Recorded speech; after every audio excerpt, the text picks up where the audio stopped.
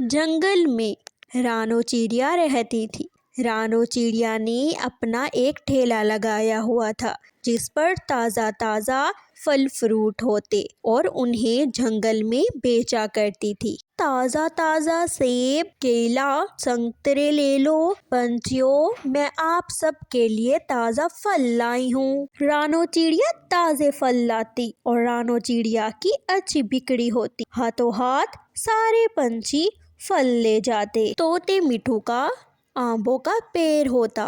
इस तरह हर तरह के फल उगे हुए थे। एक तरफ अमरूद का पेड़, दूसरी तरफ केलों का पेड़, तीसरी तरफ आंबों का पेड़। इस तरह मिठू तोता ताजे ताजे फल पंछियों को देता और वो पंछी बाजार में जाकर बेच आते। ऐसे हर रोज की तरह रानो चिड़िया अपने साथ टोकरी लिए मिठू के पास आती है। मिठू भाई, मुझे ताज़ा ताज़ा फल दे दो। रानो बहन, मैं आपके लिए अच्छे फल रखता हूँ। आप मेरी अच्छी ग्राहक हैं। ये ले, आप इन्हें लेकर बेच आए। रानो चिड़िया फलों की टोकरी लेकर अपने ठेले पर चली जाती है। ठेले में जाकर उन फलों को बेचती है। हर रोज की तरह इस बार भी सारे फल जल्दी जल्दी बिक जाते हैं। और दूसरी तरफ इसी जंगल में कालू कौवा और गौरी रहती थी जो सारा दिन घर में सोए रहते और बहुत गरीब होते क्योंकि वो कोई काम धंधा नहीं करते। एक रात कालू कौवे को तेज बुखार हो जाता है और अपनी पत्नी गौरी से कहता है, गौरी, मुझे बहुत बुखार है, जाओ मेरे लिए दवाई ले आओ। कालू, मेरे पास 1 रुपया भी नहीं है कि जाकर मैं दवाई ले आऊं। गौरी, चिड़िया के पास जाओ, उसी से पैसे लो, वही हमारी जरूर मदद करेगी और मेरे लिए दवाई ले आओ, वरना गौरी मैं मर जाऊंगा। गौरी कौवी भागी भागी रानो चिड़िया के घर चली जाती है। रानो चिड़िया के घर के बाहर दस्तक देती है और रानो चिड़िया घर के बाहर आती है। रानो चिड़िया को गौरी सब बताती है। रानो बहन, मैं आपको क्या बताऊं, कालू कौवा बुखार से मर रहा है, मुझे आपकी मदद की ज़रूरत है। रानो बहन, आप ही हैं जो मेरी मदद कर सकती हैं, मुझे कुछ पैसों की ज़रूरत है। गौरी बहन चुप कर जाएं, मेरे पास कुछ पैसे रखे हैं, मैं आपको देती हूँ। रानो चिड़िया घर के अंदर आकर अलमारी से पैसे उठाती है और गौरी कवि को पैसे देती है। गौरी बहन, मैं तो आपको यही मशवरा दूंगी कि आप भी छोटा मोटा कोई काम शुरू कर लें, आपका घर चलता रहेगा। मैं भी छोटा काम करती हूँ तो हर ज़रूरियत पूरी हो जाती हैं। रानो, तुम सही कह रही हो, लेकिन मैं क्या करूँ, कुछ समझ ही नहीं आता कि कहाँ से शुरू करूँ। गौरी, मेरे ठेले के साथ तुम भी ठेला लगा लो। मिठू तोता बहुत अच्छे फल देता है और वो भी कम दाम में।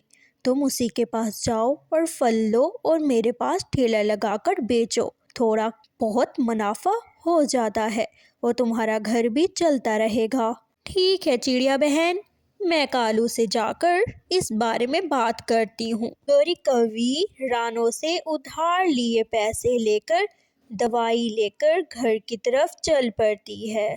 2 दिन बाद कालू कौवे का बुखार उतर जाता है। कालू पति जी, रानो चिड़िया ने कहा है कि मेरे साथ फलों का ठेला लगा लो और इस काम में दुगना मुनाफा है। हाँ गौरी, ये काम बहुत आसान है, हम आज ही तोते के पास जाकर फल लेते हैं और रानो चिड़िया के पास ठेला लगाते हैं, देखना रानो चिड़िया से भी अच्छा हमारा ठेला चलेगा। कालू कौवा और गौरी कौवी बड़ी सारी टोकरी लिए बाग में आ जाते हैं।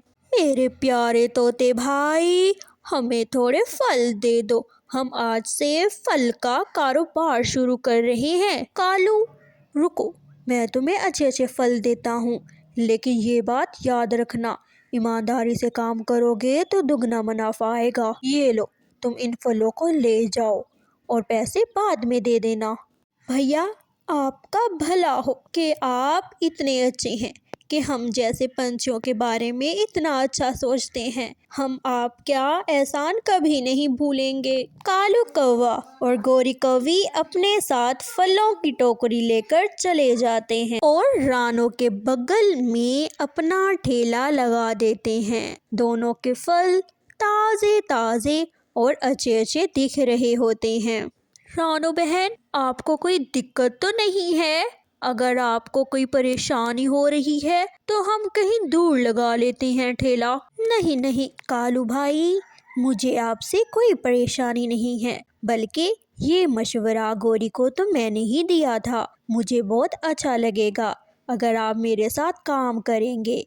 मैं आपकी मदद करूंगी और आप मेरी मदद करना। रानू चिड़िया के फल जल्दी जल्दी बिकना शुरू हो जाते हैं, लेकिन दूसरी तरफ गोरी और कालू के फल नहीं बिकते, वैसे के वैसे रखे होते हैं। और दूसरी तरफ रानू चिड़िया फल बेचकर घर चली जाती है।